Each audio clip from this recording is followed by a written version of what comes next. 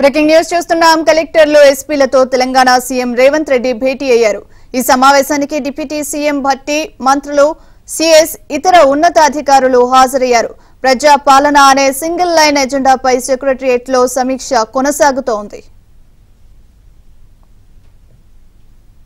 ఇక మరిన్ని అప్డేట్స్ మా కరెస్పాండెంట్ రాజేష్ అందిస్తారు. రాజేష్, చెప్పండి. సీఎం రేవంత్ రెడ్డి అధికారులతో సమీక్ష సమావేశం కాంగ్రెస్ ప్రభుత్వం ఏర్పడ్డ తర్వాత కలెక్టర్లతో అయితే నిర్వహిస్తున్నారు. దీనికి సంబంధించిన అప్డేట్స్ ఏంటి?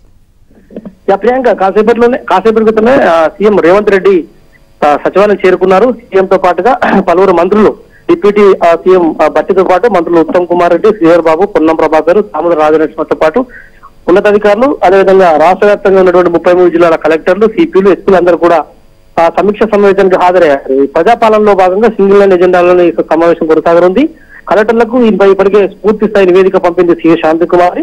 జనవరి నెల వరకు పార్లమెంట్ ఎన్నికల షెడ్యూల్ వచ్చే అవకాశం ఉన్నటువంటి నేపథ్యంలో 6 గ్యారంటీలు గ్రౌండ్ లెవెల్లో లబ్ధిదారులకు అందేలాగా చూడాల్సిన బాధ్యత అంతా కూడా కలెక్టర్ల పైన ఉంటుంది. కాబట్టి దీనిపైన ఇవాళ సమావేశంలో వాళ్ళకు దిశానిర్దేశం చేయనున్నారు. 29వ తేదీ నుంచి గ్రామ సభలు నిర్వహించాలని చెప్పేసి రాష్ట్ర ప్రభుత్వం భావించింది. కాబట్టి దానిపైన కూడా సాధ్యాలు ఇతరత్ర ఇబ్బందులపై కూడా కలెక్టర్లకు సీఎస్ ద్వారా నివేదికను వివరించనున్నారు. ఇక లబ్ధిదారుల ఎంపిక ప్రక్రియ పూర్తి చేయాలని చెప్పేసి సీఎస్ ద్వారా ఇప్పటికే అన్ని జిల్లాల కలెక్టర్లకు ఆదేశాలు జారీ అయ్యాయి.